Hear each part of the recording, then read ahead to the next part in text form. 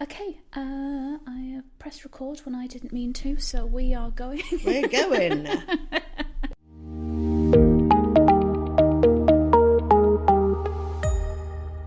So, welcome back to the Oral Health Podcast. And now, looking forwards, we are going to discuss technology within dentistry. Can I just giggle at that because you did just was a technophobe and pressed the record button when you didn't mean to. Yeah. Quite ironic. Well, I am considered quite tech literate, and I don't think I really am. Just my family say I am because I know what HDMI cable is. It's like that's the bar. I know what one tech. of those is, and you know that I'm the biggest technophobe in the world. But to look forwards, sometimes you have to look backwards. So today I've got a really fun episode planned, or well, I thought it was fun. Maybe you won't, because that's tend to be how it goes. But it's quite interesting to look back at how far things have come.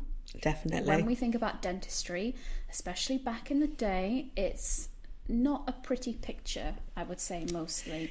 Yeah, it was a different picture. I mean, even when I started in dentistry, it's very different to how it is now. Yeah. And I'm sure a lot of people in dentistry now will agree with me. It was pretty different.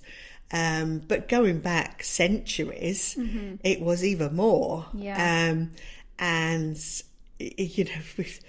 Through the ages, we've learnt things from archaeologists finding, like toothpaste and, very, very simple brushes and that kind of thing. And, using ingredients like bones and eggs and very abrasive things to clean their teeth with. But maybe they used a rag or something in those days because I don't think they found any toothbrushes of that era. They came later. Yeah, so if we go right the way back to like ancient Rome, ancient Egypt, it's very rudimentary as you'd kind of expect. But it's funny, isn't it, that they realised that these things in our mouths needed to be cleaned. Yeah. And that for me is like, whoa, they understood personal hygiene that far back and realised that the teeth were part of that, which some people don't realise that now. Yeah, exactly. So I think that's pretty forward thinking. Yeah. So it was really good. So, I suppose most people's first brush with dentistry, centuries ago was when they got toothache, maybe. Yeah. And then they had to find somebody who would take it out. Now, I don't know who found that they could get these teeth out of people's mouths, but, they pretty much used to go anywhere, didn't they? I think it was barbers, jewellers, apothecaries. People used to go and find someone to do a little side job. Blacksmith. Well, that one makes sense to me. Not if you've seen a horse being shod. It's like that would seem quite barbaric. Being shot? Why would Shod. What does that mean? Having shoes on. Oh, why don't you just say that? Well, if you've ever seen a horse be shot, you don't go to a blacksmith. No, shod. Good grief.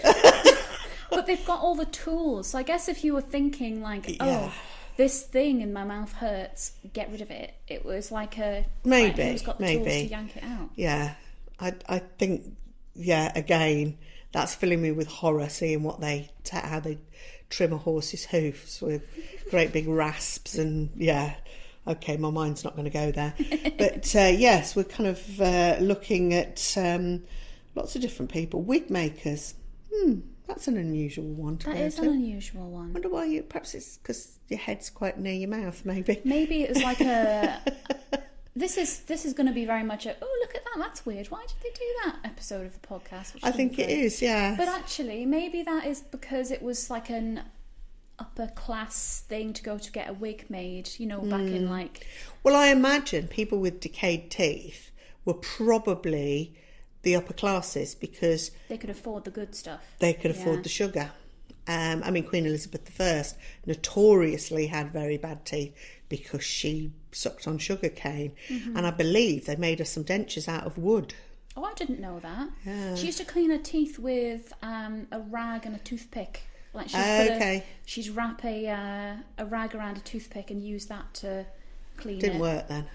Well, apparently not. No. I whether I've plucked that from the air and it's not real, but I'm sure that history shows that she had a set of wooden dentures, which must have been quite heavy. It depends what wood they're made of, really. Yeah, I suppose, but Yeah, they're very long odd. wearing, I suppose, and they're tough enough to chew shut. But yeah, but before we had like dentists, like as a known profession, there was tooth pullers, and that was the people you went to yank the horrible stuff out. I mean, I think they used to go to the clergy. They used to go to vicars, but then they were banned from shedding blood. They weren't allowed to hurt anybody, so they were banned. So then they had these tooth drawers, which doesn't roll off the Tooth drawer. Dentist is better. Yeah, dentist is better. Yeah, it's obviously from the Latin. Yeah. So yes, I don't know whether they had to. There was obviously no qualifications going on here and no training. No. But you know, they merged with surgeons in 1540. So I think they were seeing these tooth drawers as being a profession. Yeah. Because they merged with surgeons. So you know, the surgeons carried out extractions as well.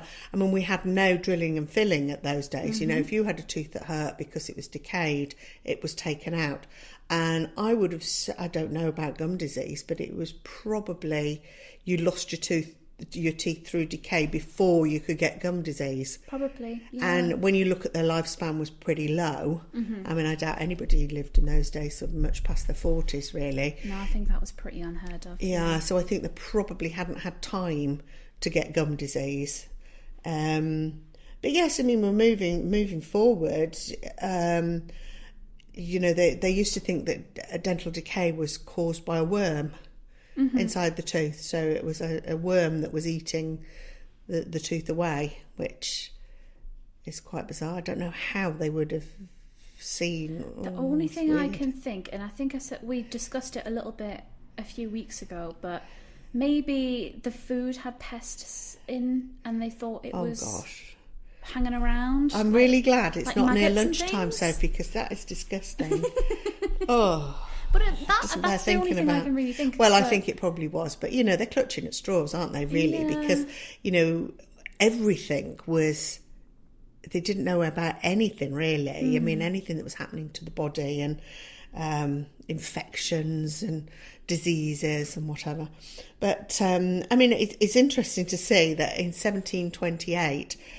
the first brace, the first orthodontic treatment was being carried out. So, I mean, that is really quite forward thinking. Yeah. And Pierre Fauchard, he is widely regarded as the father of modern dentistry. Awesome. Because he is the guy that came up with using wires and silk threads to widen an arch, which wouldn't have been an aesthetic treatment. That would have been to give somebody a bite so that their teeth came together correctly. So he was obviously widening the upper arch, because if the upper teeth is very, very narrow, they wouldn't meet the lower teeth. So he expanded it so that they got a better bite. That's so awesome. yeah, I mean, that's a long time ago. Yeah. Long time ago. I mean, and then fillings came in. So you didn't have to lose your tooth if you got a hole in it, you know. I mean, we can see through history that dental amalgam, the silver filling material, was used in China in 600 AD, which was way before, yes, so long ago. But it wasn't like the amalgam that we use today. I mean, that was refined sort of at 1830-ish going forward. And it is still a material that's used now. A lot of people don't like it because aesthetically it doesn't look so good. Yeah. So they would choose to have a white filling. It's not used for certain people, so pregnant women, children under 15 in permanent teeth, because it is being phased out. And that's not to do with a dental reason or any health reasons. It's an environmental thing. So stopping the mercury in the amalgam getting into the environment. But I mean, it's irrelevant to tell you, you know, all the ins and outs and how it is filtered in the surgery to stop it going in there. But they have amalgam separators which stop that. So although the amalgam is being phased out, it is still a very, very good material. It's inexpensive, it's hard wearing, and it does the job. So, you know, that hasn't changed since 1830. So when we think of like technology and dental things changing, that's still the same, which is pretty good. Yeah. That's pretty good for something not to have gone along. And when we think about dental drills, they have changed as well. I mean, it used to be that they're quite slow. So the slower it goes, the more painful it is, really. What you want is it to go really, really quick and to cut that cavity really quickly. However, that makes the drill bit really, really hot. So that's why there's water sprayed on it. So these drills were being developed in sort of the 1950s. So we have a big jump from 1830 when we got the amalgam to actually getting drills that were more comfortable to use. Yeah. And when we haven't got any evidence of local anaesthetics, well, I'm imagining that these extractions that have been going on before we're talking about now were all done without anaesthetics. Which makes sense when you think that the old-timey dentist is the painful horror scenario, and we're lucky we've got numbing agents now. Absolutely. I mean, dentistry these days is painless.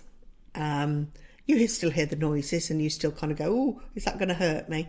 But no, the anaesthetics are great. So, I mean, I haven't got any data on when we started regularly using local anaesthetics, but I imagine it would have been around the time that surgeons were using anaesthetics so that they could do it. So, you know, the dental drill, it was changed it changed the life of patients as well as dentists, made it more comfortable, made the treatment quicker, and those drills are still used today. So, you know, we're now moving ahead to digital age, and things in dentistry are very, very different. I mean, everything, you know, is computerized. Your appointment book, your treatments, your patient's records, your x-rays are digital. I mean, when I first started, you got the x-ray film and you had to go in the dark room and you had to put it in the developer, then you had to get it in the fixer, and it was laborious. Now it takes about 2 minutes. It will come up straight away. And a dentist say to you, can you go and develop that x-ray now? And you'd think, oh God, I've got to go and do all that for one x-ray. And you'd have your hands in this glove thing, and then you have to take it apart, and you're in the pitch black, and there's a funny little light. Oh, it's like any dark room, I suppose. But yes, it was a pain.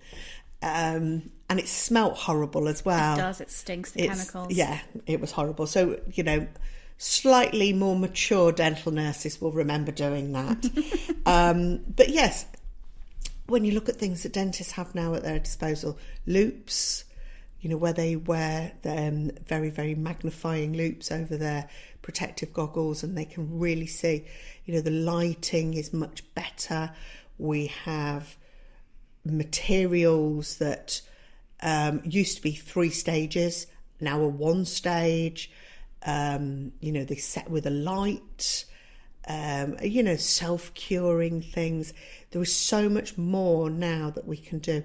We can have a crown made on the day in the surgery, so you don't have to go away with a temporary. Everything is moving on really. You know, we think quickly, but it's not that quickly. It seems quickly to us, but it's, you know, there are so many things now. We've got apps on phones to encourage us to brush. We've got systems where recalls are sent out to patients, appointment reminders. It's really endless, and it's not until you kind of look back and you see where technology has gone, and it's in every part. I mean, it's in every part of everybody's lives, but in dentistry, I have to say, I mean, a computer's okay until it goes down, and then if you've got your appointments on a computer, you have no idea who's coming in. That is a bit of a downside, but you know, generally, brilliant. Yeah, it's amazing. And We're seeing as well more teledentistry, and Yes. that is only possible because of the leaps that have been made with now internet being very accessible and phones being very accessible. And I think sometimes the internet is more accessible than people travelling in sort of remote areas of the world. Teledentistry is so important, and we forget that people in remote areas still get internet, which is amazing when you used to think that when it was dial-up. Of course, yeah. Good grief. You know, and it would... take about 6 hours to load a page. Yeah. So, you know, everything is linked to our day-to-day life to make our lives easier. But, you know, there are so many things that we do now that we didn't do before the pandemic, because when we were in lockdown due to COVID, we used technology that we hadn't really utilised that much before. I mean, we were on Zoom and Teams every day. Yeah. Every day. I mean, me and my friends had coffee mornings over Zoom. Yeah, we did too. And we wouldn't have thought of doing that. Whereas now we've kept the habits. I mean, so many of us work remotely now, and we never thought we'd be able to work from home. I mean, obviously, it's not a job that a dentist can do from home. That's, you know, that we haven't worked that one out, but you know, all of these things are just there to make the patient more comfortable, to make everything more accessible to them, to make education easier for them, and you know, it can only help going forwards. Mm-hmm. And even, you know, we're bringing it back to something really simple like an electric toothbrush. Yeah, totally. And but this has been really interesting, and I hope you've taken something from it, because I definitely have when I was looking this up. So yeah, we'll be back in a few days and we will speak to you then.